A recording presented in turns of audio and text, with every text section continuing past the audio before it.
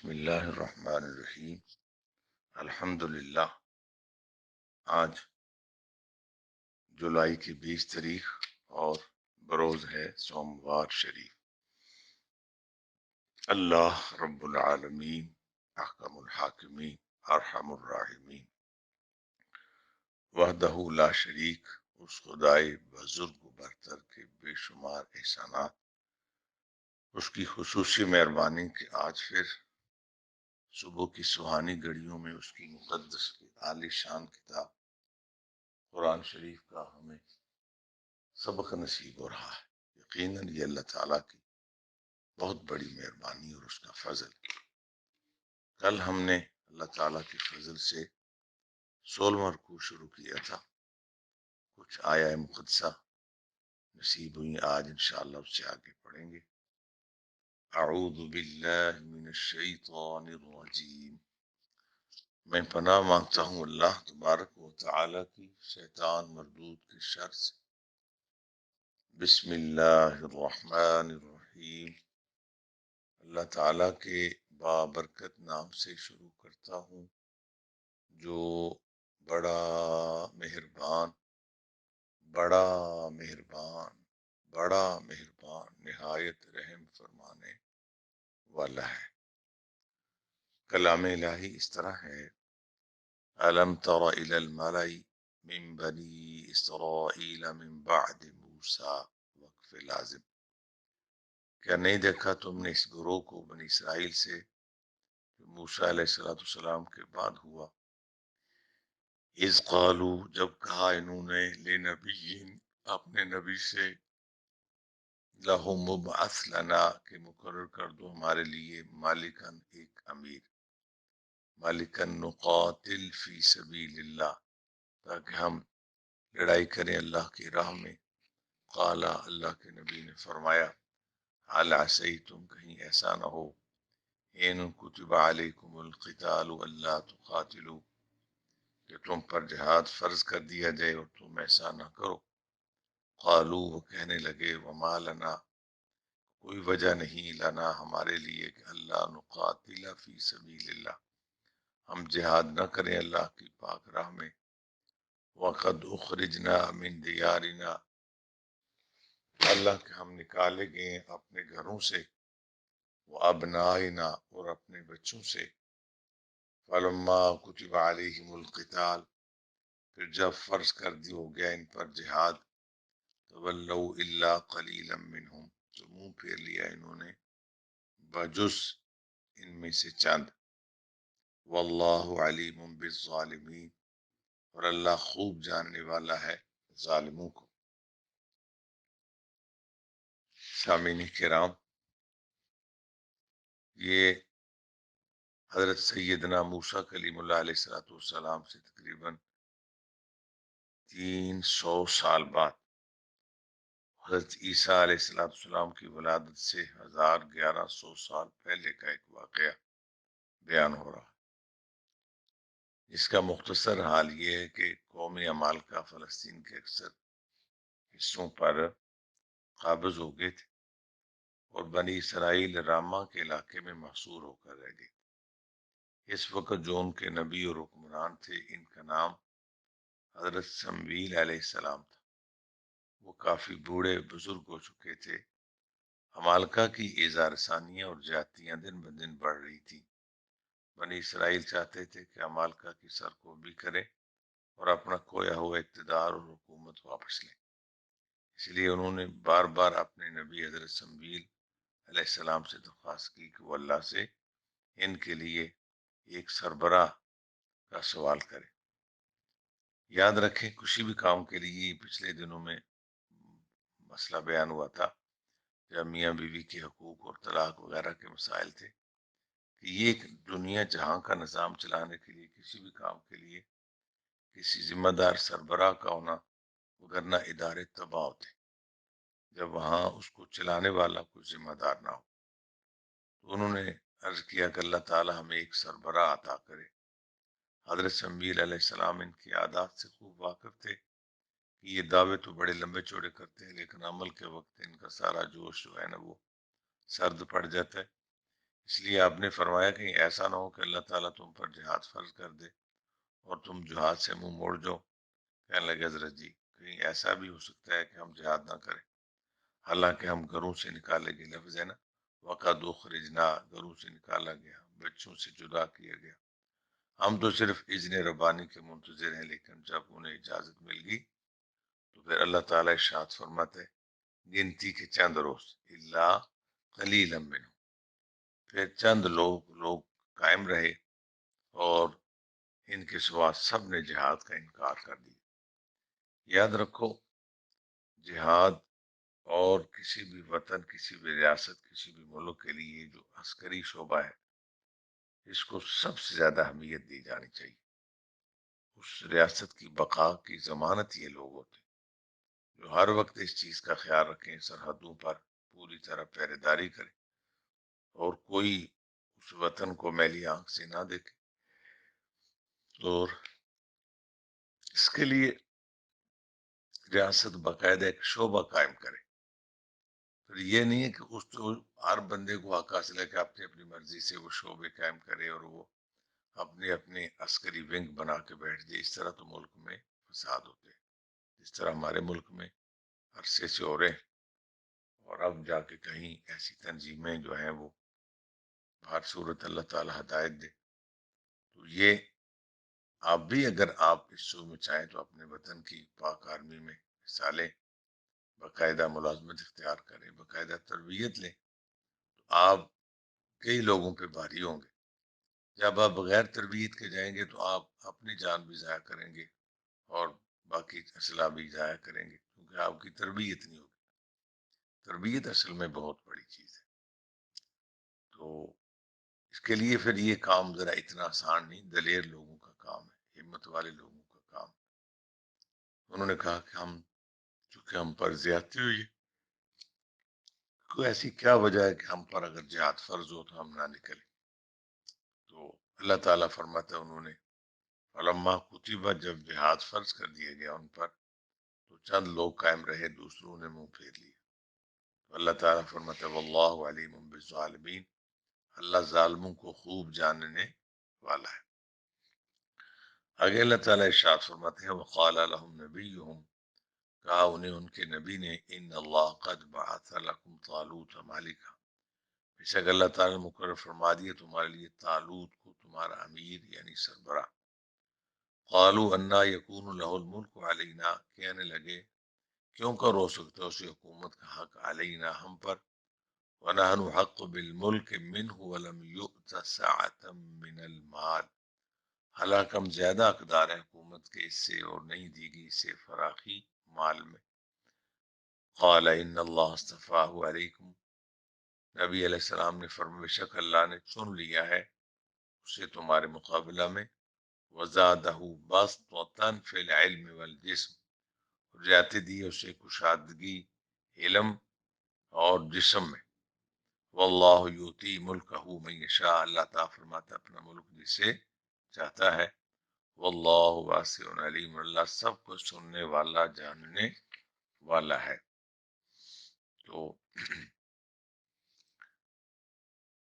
ان کا جواب آپ سن رہے ہیں، جب اللہ تعالیٰ کی طرف سے اللہ کے پیغمبر حضرت سمیل علیہ السلام نے فرمایا کہ اللہ تعالیٰ نے طالوت کو تمہارا امیر بنایا، انہوں نے اس بات کو ماننے سے انکار کر دیا اور عذر کیا لگا رہے وَلَمْ يُؤْتَ سَعَةً مِّنَ الْمَالِ، اس کو مال زیادہ نہیں ہے اس کے پاس۔ ہمیں اگر آپ توجہ فرمائے، آپ کو کوئی یاد ہو ہمارے ہاں ہم یہ ایسے حالات ہیں، بڑے بڑے قابل لائق ترین بندے جو ایک ملک نہیں ہزار ملکوں کو بھی چلانے کی شکت رکھتے ہیں، ان کو علم قابلیت سے، ان کا قصور یہ ہے کہ ان کی مالی پوزیشن کمزور، ان کے معاملے میں ان کی غربت آڑے آ جاتی، وہ الیکشن نہیں لڑ سکتے، اگر وہ الیکشن لڑیں تو ان کو ووٹ کو دینے کے لیے تیار نہیں ہوتا۔ اول تو ہم ایسے لوگوں کو آگے آنے نہیں دیتے، مشورے دیتے، کوئی نیک بندہ کوئی خدا کے خوف رکھنے والا آئے، ہم کہتے ہیں پادی چھڈو پرے تو اڑے بدماشاں لوگوں کا کام ہے۔ یہ ایک بہت بڑی خیانت اور جہالت ہے۔ اگر سیاست ہمارے بعض ایک ایسا طبقہ بھی ہے وہ تبلیغ کرتے ہیں، وہ ہیں تو اہل سنت، صحیح عقیدہ ان کا. یہ بات میں نے اب انہوں نے چھوڑی یہ بات کہ غیر سیاسی تنظیم. تو میں نے ان کو کہا تھا آپ کے عقیدے صحیح ہیں الحمدللہ، لیکن یہ لفظ جاہلانہ ہے. تو نبی کریم علیہ الصلوۃ والسلام کی ذات نے حکومت فرمائی، تو حضور اگر سیاست سرے سے غلط چیز ہوتی تو حضور غلط بات کو قریب نہیں جاتے. دیگر نبیوں کو اللہ نے رتبہ بخشے. حکومت اور اقتدار حاصل کرنا اس لیے کہ لوگوں کو انصاف دیا جائے، یہ تو ایک بہت بڑا نیک کام ہے اور یقیناً مشکل بھی ہے. تو ہمارے یہاں بھی حکومت کا اس کو دیا جاتا ہے جو مالدار ہو، چاہے پرلے درجے کا بے عقل بے عقل. جو پرانی سی مثال آپ کے سامنے ہے نا جی، جیسے گھر دانے اور کملے بھی سیانے، یعنی سیانے اور دانے ہونے کے لیے گھر میں دانے ہونے چاہیے، امیر ہونا چاہیے. یہ بات بڑا اس کی وجہ سے ہمارے معاشرے میں فساد ہے اور بہت سارے لوگوں کے حقوق مارے جا رہے. کہ بستی میں ہو، محلے میں ہو، شہر میں، جس بندے کے پاس چار پیسے ہیں، چاہے وہ پرلے درجے کا ہو، جٹ ڈنگر بیوقوف ہے، وہی وہاں لبرداری کرتا ہے، وہی سربراہی کرتا ہے. اس کو وہی سمجھتا ہے کہ میں ہی بار صورت ہوں. اور لوگ بھی اس لیے سمجھتے ہیں یہ بدماشی کیوں کرتا ہے جی، یہ جی امیر بند ہے. استغفر اللہ. آپ قرآن پاک کے اس واقعہ کی طرف ذرا توجہ فرمائیں. یہ واقعہ کتنا پرانا ہے. حضرت عیسیٰ علیہ السلام سے بھی غالباً 1100 سال پہلے کا واقعہ. یہ مرض پرانا پایا جاتا ہے. انہوں نے کہا کہ یہ کس طرح ہمارا حکمران ہو سکتا ہے کہ حالانکہ اس کے پاس مال ہم سے زیادہ نہیں. معلوم ہوتا ہے یہ بہت بڑی پرانی کمزوری ہے. اس طرح اس کی وجہ سے ہماری نسلیں برباد ہوتی ہیں. مجھے نبی علیہ الصلوۃ والسلام کی ایک حدیث شریف کا مفہوم یاد ہے. حضور نے فرمایا تھا کبھی تاجر کو اپنا حکمران نہ بنانا، بیپاری کو. ہماری پنجابی کا محاورہ ہے کہ چنگی شاہ بیپاری کو نہ لب دی. بیپاری جو ہوتا ہے اس کا مقصد ہوتا ہے 2 سے 4 بن جائیں، 4 سے 8 بن جائیں، پیسے بڑھانا، مال بڑھانا اس کا مقصد ہوتا ہے. وہ یہ نہیں سمجھتا کہ یہ چیز مستقبل میں میرے کام آئی، وہ کہتا ہے میرے مستقبل میں صرف پیسے کام آئے.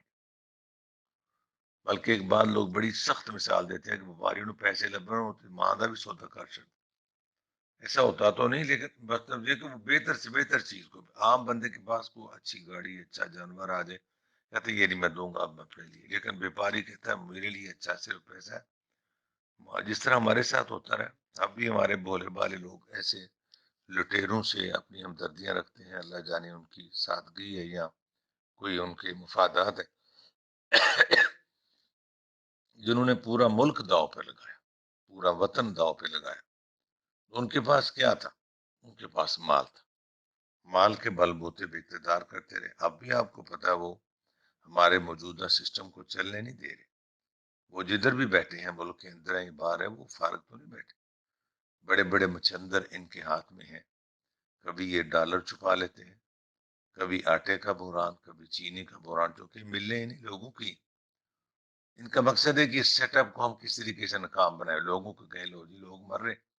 حالانکہ اس سیٹ اپ پہ بڑے بڑے جس ملک کی، یہ تو سنا تھا کہ عام گاڑیوں کے جو لائسنس ہیں یہ جعلی مل جاتے ہیں. استغفر اللہ، یہ بھی نہیں ہونا چاہیے. یہ نہیں سنا تھا کہ جہاز کا لائسنس بھی جعلی مل سکتا. جس وطن میں 30 سے زیادہ پائلٹ جو ہیں وہ ان کی سندیں جعلی، وہ اس امتحان میں خود بیٹھے ہی نہیں، کسی دوسرے کو بٹھا کے انہوں نے ایسا کیا. اس ملک کا پھر اللہ ہی محافظ ہے. کیا کیا جائے؟ کن لوگوں کے ادوار میں یہ لوگ آئے؟ صرف ان کے پاس کیا تھا؟ مال. اب بھی وہ ایسے کام کر رہے. جب کچھ ماہ پہلے آٹے کا بحران آیا تو ہمارے ایک عزیز ہیں، وہ فوڈ انسپیکٹر ہیں، مجھے کہنے لگے یقین فرمائے میں قسماً کہتا ہوں کہ اتنی گندم ہے ہمارے پاس کہ گندم سڑ رہی ہے. لیکن صرف یہ مصنوعی بحران اس لیے ان کا یہ فیصلہ ہے کہ موجودہ سیٹ اپ کو ہم نے چلنے نہیں دینا، ہم نے ان کو کسی نہ کسی طریقے سے ناکام بنانا ہے، لوگوں کو نفرت دلانا، کبھی کسی وجہ سے، کبھی کسی وجہ سے، کبھی کسی وجہ. تو یہ بات ہمیں قرآن پاک پڑھنے سے پتہ چلتا ہے کہ یہ بیماری بہت پرانی ہے کہ کسی کو حکمران ماننے سے پہلے کہتے ہیں اس کے پاس مال ہونا چاہیے. جبکہ اصل یہ ہے کہ وہ اس کے پاس علم ہونا چاہیے، صحت و تندرستی ہونی چاہیے، تجربہ ہونا چاہیے، وہ بہادر ہونا چاہیے، اس طرح کہتے ہیں وہ صادق و امین ہو، وہ ایماندار ہو، وہ کسی کی امانت میں خیانت نہ کرے، وہ اپنے وطن کے ساتھ غداری نہ کرے۔ تو اللہ تعالیٰ فرماتے ہیں، انہوں نے کہا کس طرح طالوت کو ہمارے اوپر حکمرانی کا حق ہو سکتا ہے، حالانکہ اس کا مال ہم سے زیادہ نہیں ہے، لیکن اللہ کے نبی نے فرمایا ان اللہ اصطفیٰ علیکم او وہ علیکم، اللہ نے چن لیا اسے تمہارے مقابلہ میں، وزادہ بسطۃ فی العلم والجسم، اور زیادہ دی ہے اسے کشادگی علم اور جسم میں، یعنی اس کا علم ہونا ضروری ہے۔ جاہل بندہ کیا کسی کی سربراہی کرے؟ استغفر اللہ۔ اگر آپ کو پتہ ہو، سیدنا آگے ہی ہوگا یوسف علیہ السلام کا بیان آئے گا، جب انہیں کہا تھا حکم نے کہ کون سا شعبہ آپ کو دوں، آپ نے فرمایا تھا خزائن الارض، مجھے زمین یعنی زراعت کا منسٹر آف ایگریکلچر کا بنا دو، یہ مجھے یعنی زراعت کا وزیر بنا دو، تو اس لیے کہ مجھے اس کی انی حفیظ علیم، میں اس کی حفاظت کا علم رکھتا ہوں۔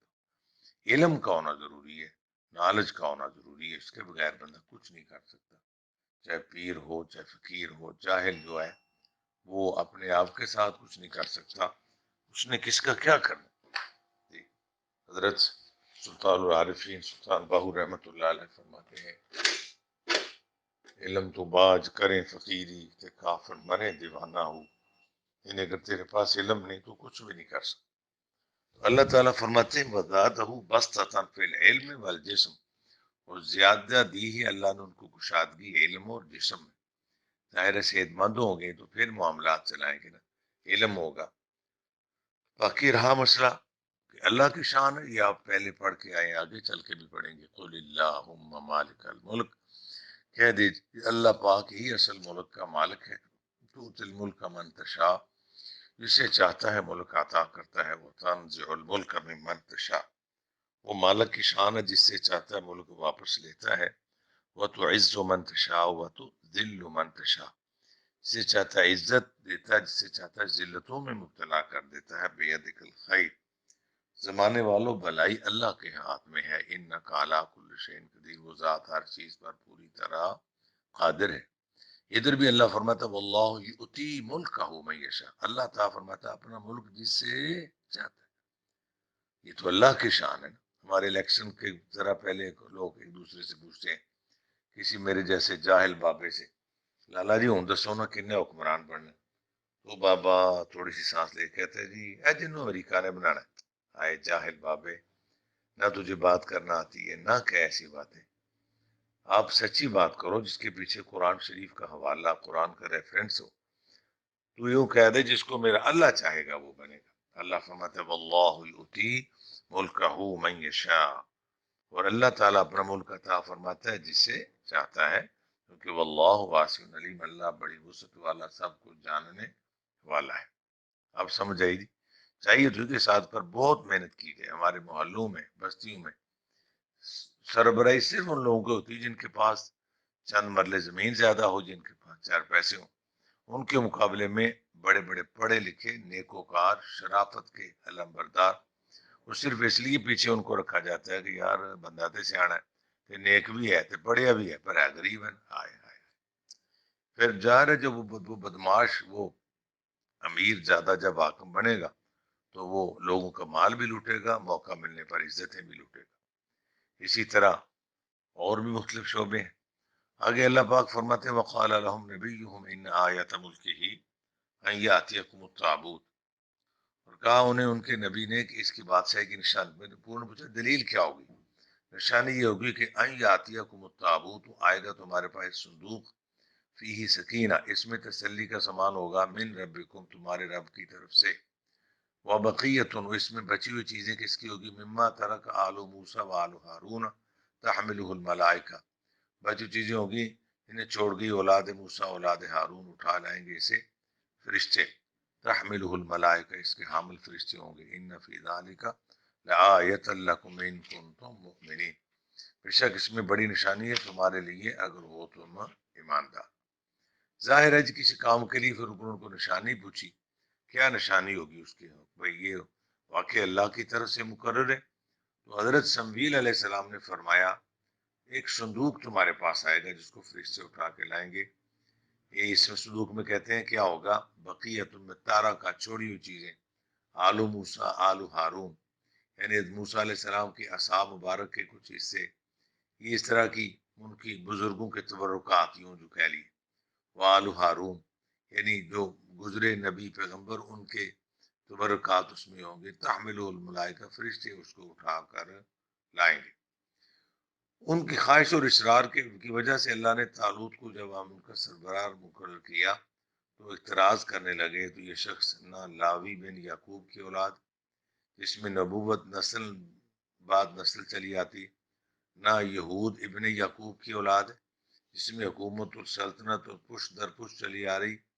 آپ کو میں نے اس کہا تھا نا کہ بنی اسرائیل کی نسل پاک میں سے یہ زیادہ محترم جانے جاتے، تو یہ نادار اور کلاش کب سردار قوم اور سالار قوم کا لشکر کا سالار بن سکتے ہیں؟ امامت کا حقدار تو ہم ہیں، امامت کے حقدار ان کے پاس دولت کی فراوانی۔ حضرت سمویل علیہ السلام نے انہیں بتایا کہ حکومت کے لیے تمہارا قائم کردہ معیار درست نہیں، بلکہ اس کا صحیح معیار تو علم شجاعت ہے، بہادری ہے، ان دونوں باتوں میں وہ تم سب سے ممتاز ہے۔ بائبل کے میں ہے کہ یہ 30 سالہ نوجوان اپنی حسن و جمال میں بے نظیر تھا، اور اس کی قامت کی بلندی کی حالت تھی کہ دوسرے لوگ مشکل سے اس کے کندھوں تک پہنچ سکتے تھے، اور یہ بنیامین کی نسل سے تھے۔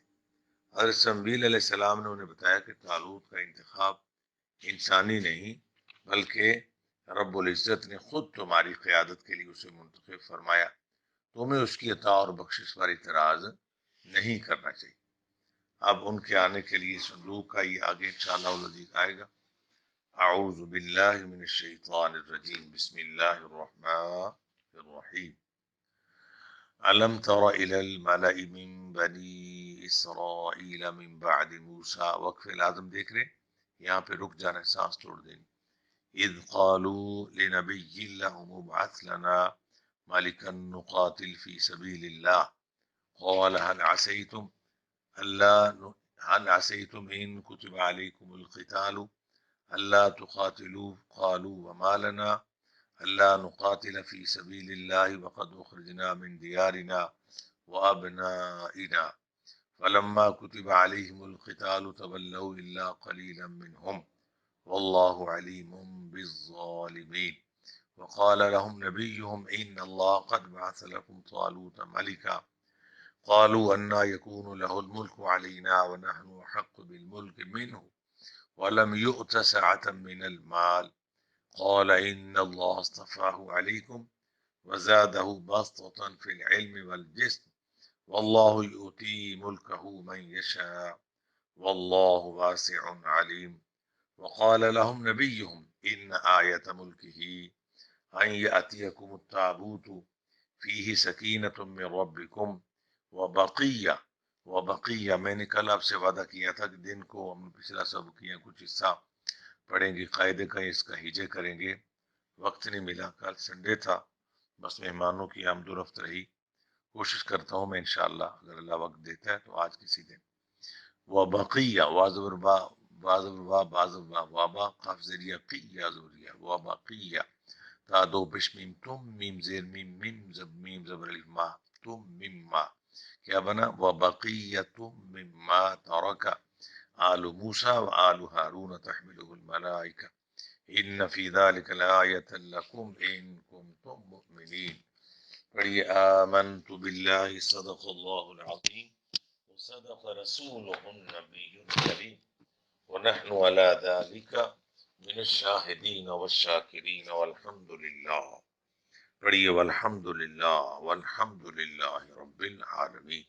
اللہ پاک تیرا شکر، خدایا کروڑ ہاں تیرے احسانات، تیری خاص توفیق اور خصوصی مہربانی سے صبح کی سہانی گھڑیوں میں ہمیں تیری مقدس عالی شان کتاب قرآن شریف کا سبق پڑھنا نصیب ہوا۔